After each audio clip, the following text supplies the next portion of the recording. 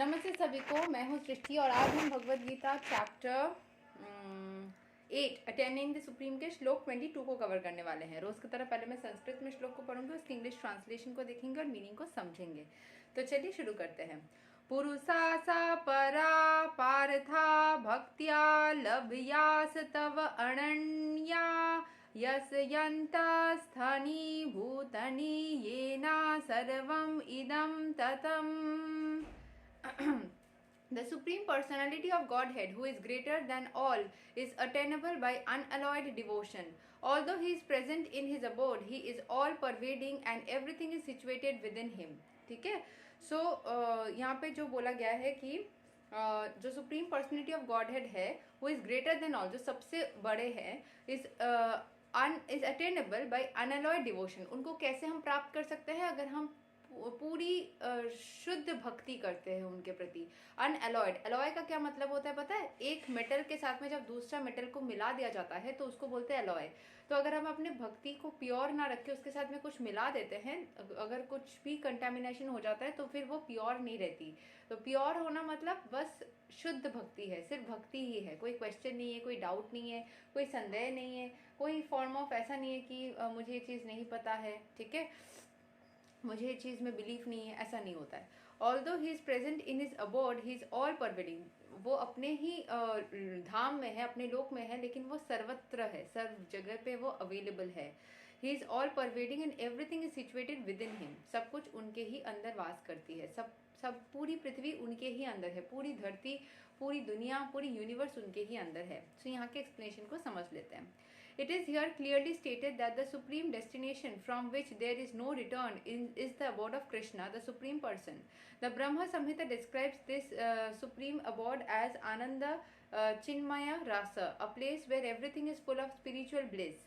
All the variegatedness manifest there is of the quality of spiritual bliss. Nothing there is material. That variegatedness is expanded as the spiritual expansion of the Supreme Godhead Himself. For the manifestation there is totally of the Supreme Energy as explained in the chapter 7। तो हर जगह पे जैसे बोला गया पहले ही कि supreme godhead हर जगह पे वो मैनिफेस्टेड है, हर जगह पे वो अवेलेबल है, हर जगह पे ही वो है। मतलब वो अनमैनिफेस्टेड है फिर भी मैनिफेस्टेड है, मतलब वो दिखते नहीं है लेकिन फिर भी वो होते हैं, आपको उनको फील करना होता है।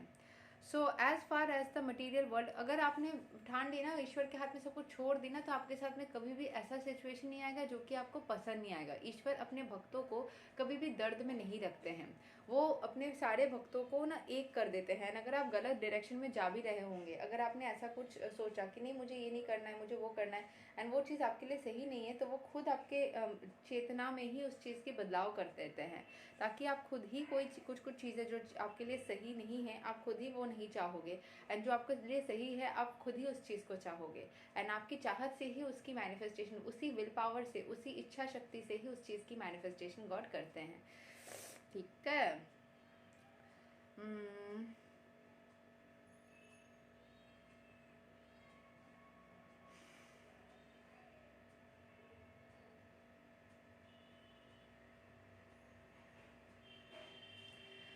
Yasyanta Sthani means that everything is sustained within him, within either his spiritual or material energy. The Lord is all pervading by these two energies. To enter Krishna's supreme abode or the innumerable Vaikuntha planets is possible only by bhakti, devotional service, as clearly indicated here by the word bhaktya. No other process can help one attain that supreme abode. The Vedas, Gopala, Tapani, Upanishad also describe the supreme abode and the supreme personality of Godhead. Eko Vasi Sarva Gah Krishna. In that abode there is only one supreme personality of Godhead whose name is Krishna. He is the supreme merciful deity, and although situated there as one, he has expanded himself into millions and millions of plenary expansions. The Vedas compare the Lord to a tree standing still yet bearing many varieties of fruits, flowers and changing leaves.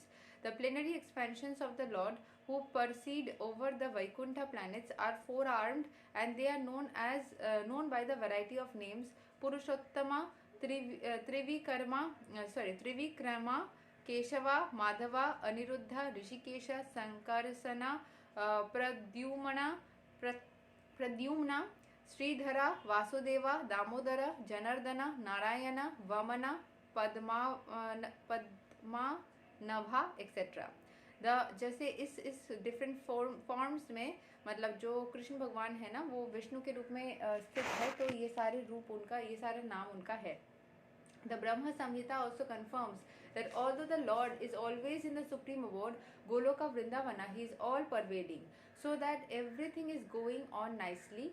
Goloka Eva Nivasyati Akhilatma Bhuta, as stated in the Vedas, Svetasvatara Upanishad, Parasya Shaktir Vividhaiva Shrutyate Svabhaviki Jnana Bala Kritya Cha. His energies are so expansive that they systematically conduct everything in the cosmic manifestation without a flaw, although the Supreme Lord is far far away. ठीक है, सो यहाँ पे बोला गया है कि उनकी energies, supreme personality of godhead की एनर्जीज इतनी आर सो एक्सपेंसिव, इतना एक्सपेंसिव है that they systematically conduct everything, वो सिस्टमैटिकली हर एक चीज़ को कर लेते हैं इन द कॉस्मिक मैनिफेस्टेशन